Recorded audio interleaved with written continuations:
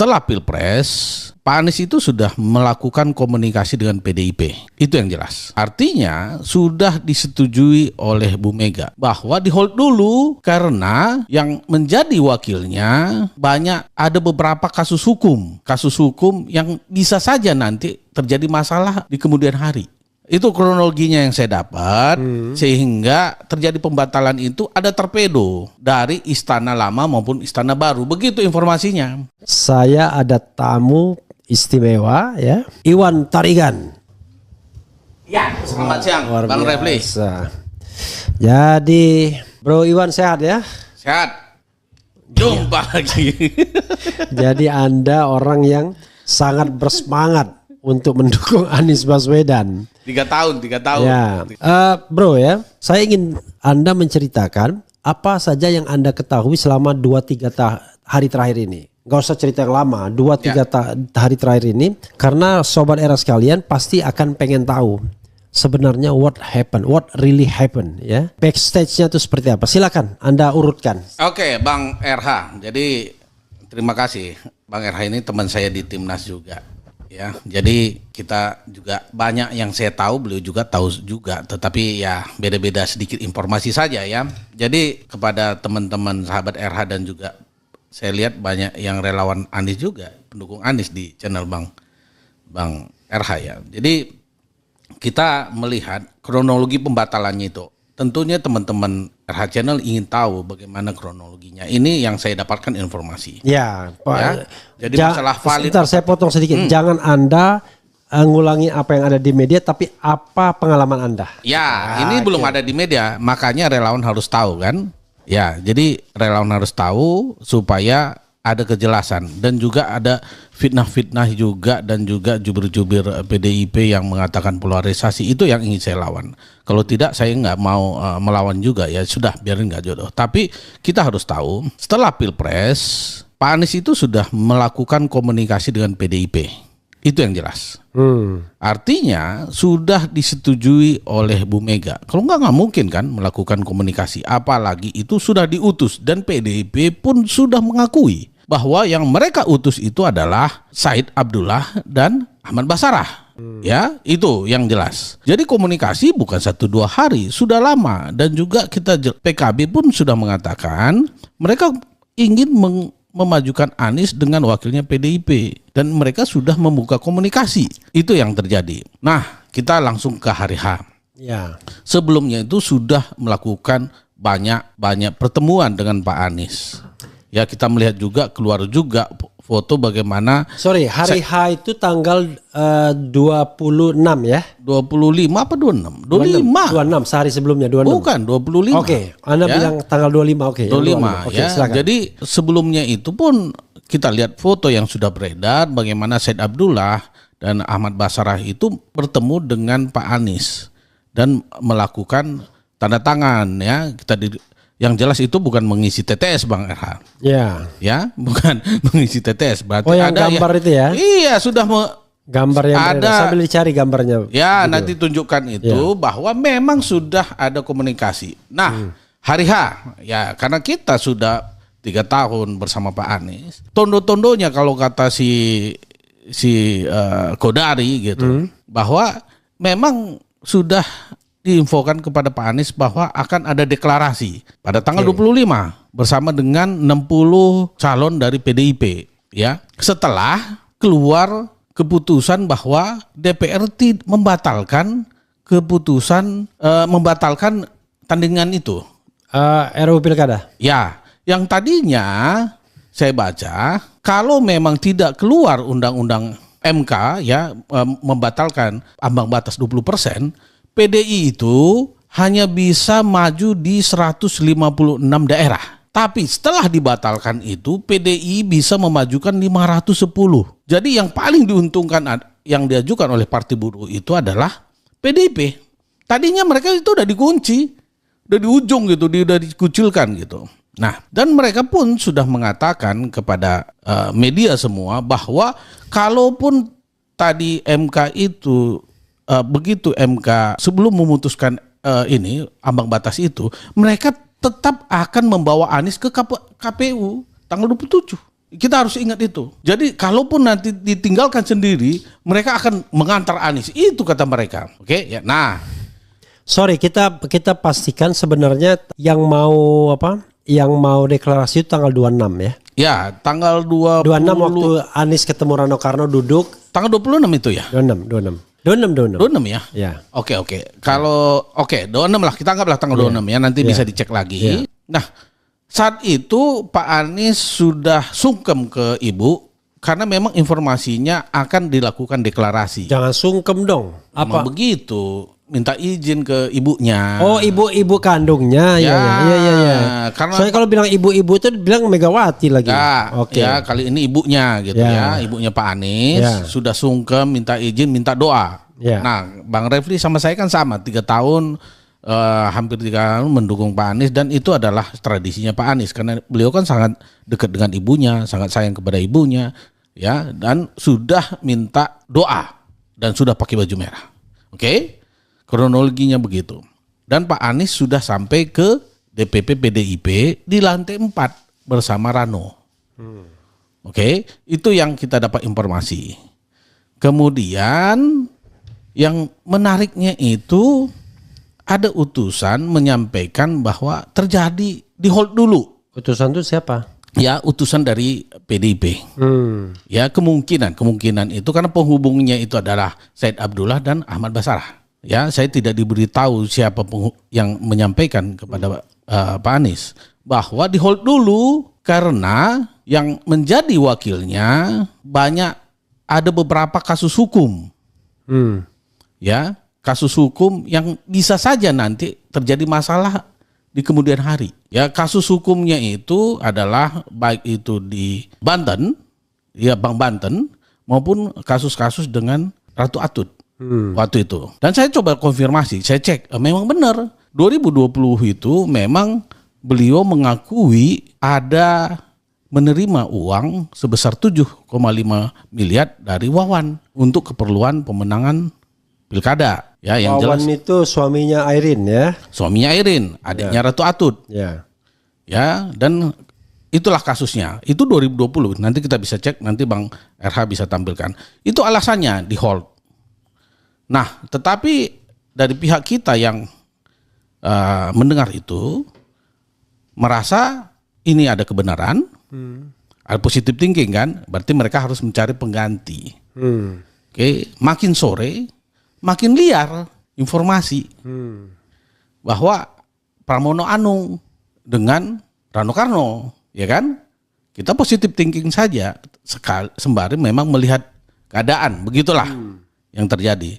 Yang jelas bahwa kita pun sudah mencuriga, kenapa tiba-tiba? Karena memang sudah dikatakan pada hari H itu akan deklarasi, tapi tiba-tiba di hold. Kalau memang itu alasannya, kecil kemungkinan itu jadi masalah. Kenapa? Mungkin masalah di kemudian, karena memang perilaku selama 10 tahun kepemimpinan rejim ini, Mulyono ini, memang kan pejabat-pejabat itu dibuat sandera semua kan, sandera-sandera hukum begitulah. Jadi orang itu disandera oleh hukum. Itu adalah stylenya dia gitu. Dan ini nanti dikhawatirkan akan menjadi sandera lagi gitu. Dan kita positive thinking ya kan, daripada nanti Pak Anies akan jadi masalah. Oke lah gitu. Kita tunggu apakah memang diganti dengan Pramono, nggak apa-apa gitu, seperti itu. Tapi makin ke sini saya tanya besoknya, makanya saya bilang tanggal 25, tanggal 26 itu saya tanya ada perkembangan nggak dari PDIP? Nggak ada. Nggak, tanggal 26 itu yang Anies datang ke DPP PDI. Oke, nggak apa-apa ya. Itu. Jadi seperti itu saya tanya harinya tanggal 26 itu Senin. Ya, pokoknya tanggal 27 pendaftaran kan? Ya, pendaftaran. Nah, mulailah. Saya malamnya itu sebelum pendaftaran ditelepon sama elit PDIP. Gitu. Ketua katanya, kenapa? Ini jagoan kita kok berubah ini? Kok Pramono Anung? Kalau Pramono Anung, ya itu mah paket kalah katanya. Karena kita mengharapkan Anies bisa kita dukung supaya itu kekuatan kita melawan Mulyono. Itu informasi yang saya dapat dari elit PDIP. Gitu. Karena memang Pak Anies ini adalah punya kekuatan. Artinya apa? PDI punya kekuatan dan masa Pak Anies ini punya kekuatan. Yang kemarin di pilkada itu walaupun kita kalah kan hanya kalah sedikit sekali. Jadi kalau ditambahkan dengan masa PDIP, maka kemungkinan besar menang itu sangat besar. Apalagi masa Persija juga nggak mau menerima RK di Jakarta, itu jelas kan, gitu. Itu 3,5 juta dan itu sangat berisiko untuk ya di pihak sana untuk kalah. Nah, pertanyaan kita, siapa yang melakukan yang minta pembatalan kan begitu? Pada hari H. Ini kan kita bukan pada hari H itu tanggal 26 ya. Pada hari H saat di DPP PDI. Ya, itu 26. Kita langsung baca berita bahwa KPK mau mentersangkakan atau mau apa? Keponakan. Ya, keponakan. Itu yang keluar. Keponakan Mrs. P kalau kata Bang Refli. Mrs. P mau ditersangkakan. Mrs. M. Bukan. Oh, Mrs. P. Ya. P. Ya. Anaknya M begitu. Ya. Okay. Nah, suaminya pasti terikat kan karena memang itu bukan isu biasa lagi, itu sudah isu liar yang semua orang juga tahu permainan bisnisnya di oil dan gas. Artinya memang pemerintahan sekarang atau rejim sekarang memang menggunakan itu sebagai bahan untuk kalau bandel, gue ungkap nih, itu udah cara-cara lama sebenarnya. 30 tahun yang lalu pun sudah begitu sebenarnya. Tapi ini kan sudah dimainkan lagi selama 10 tahun ini begitu, Bang RH. Ya. Itu kronologinya yang saya dapat, sehingga terjadi pembatalan itu ada torpedo dari istana lama maupun istana baru, begitu informasinya. Nah, apa kepentingannya? Tentunya kalau saya katakan, saya ini kan orang partai politik, sudah banyak melihat tipe-tipe pemimpin lah. Buat orang memang Anies ini harus dijegal. Buat orang. Tapi kalau sebelum Anies dijegal begitu, ada lagi nggak informasi yang Anda dapatkan dari siapa yang Anda tahu gitu?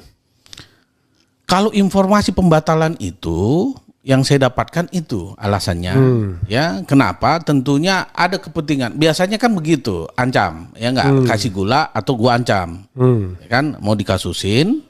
Ya ada juga kepentingan lebih besar. Ya yang beredar sekarang itu adalah apa? Undang-undang MD3. Kalau nggak nurut, undang-undang mau diubah. Kan sekarang begitu gayanya. Dan Puan ya bisa saja nggak jadi ketua DPR RI. Nah pastinya pada saat Pak Anies mau diputuskan jadi calon gubernur, yang menurut semua pengamatan orang itu pasti menang. Dan ini sangat berbahaya kepada orang yang akan mau melanjutkan, ada anaknya yang mau nanti naik, ada ketua parpol lain juga yang anaknya dia dorong-dorong gitu. Karena saya juga ditelepon terus sama orang elit partai juga, partai lama saya gitu. Saya ditelepon terus, satu hari itu bisa 3 kali. Nggak apa-apa di spill partainya, yang penting orangnya enggak. Ya itu, jadi partai lama saya, nanti cek aja partai lama saya kan, mengetahui keadaan perkembangan, ya kan. Bukan partai lama saya sampai sekarang sebenarnya masih ya, karena saya belum keluar kan, sampai hari ini gitu. Dan saya tanya di situ ada bapak, iya ini sama saya lagi sama bapak. Artinya semua orang berkepentingan, karena kalau Pak Anies ini kan kualifikasinya di atas rata-rata.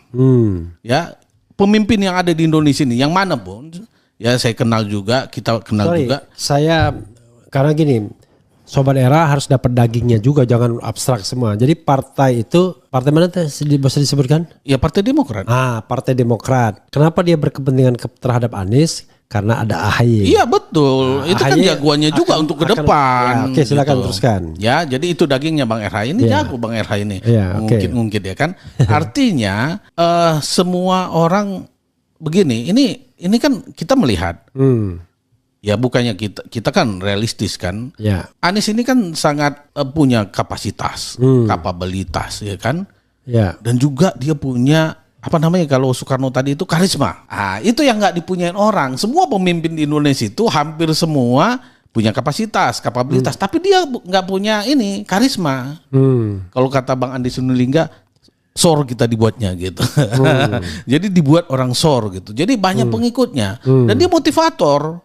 Dan hampir semuanya, karena saya juga motivator, ya pembicara juga. Jadi saya perhatikan gitu. Kenapa orang ini hebat? Karena dia juga motivator. Itu motivator yang memberikan semangat kepada orang sehingga orang mengikuti dia, termasuk saya. yang 3 tahun bersedia meluangkan banyak waktu, dana dan tenaga itu untuk beliau gitu. Ya itu kan tidak mudah gitu. Orang mau mengikuti kita dengan banyak pengorbanan gitu loh. Uang, tenaga, semuanya untuk sebuah cita-cita. Orang ini bagus gitu. Dan kita lihat dari sejak mahasiswa Bang RH, kita sama-sama kuliah di Jogja. Anies Baswedan ini dengar namanya aja orang, wih, ya kan udah keren sekali kan begitu. Ya ini menjadi ancaman buat orang. Kalau sebenarnya dia negarawan ya. Karena saya kan 30 tahun dekat sama Pak Syafiee Ma'arif. Ya anaknya cuma 1 dan saya sahabat saya. Ya saya belajar dari guru bangsa dan saya percaya ya kan karena sama gurunya langsung ya saya belajar gitulah ya. Kalau orang memikirkan bangsa ini sebenarnya Anies lah jadi presiden. Kalau presiden Anies ya udah lompatan Indonesia ini bisa 3-4 kali lipat.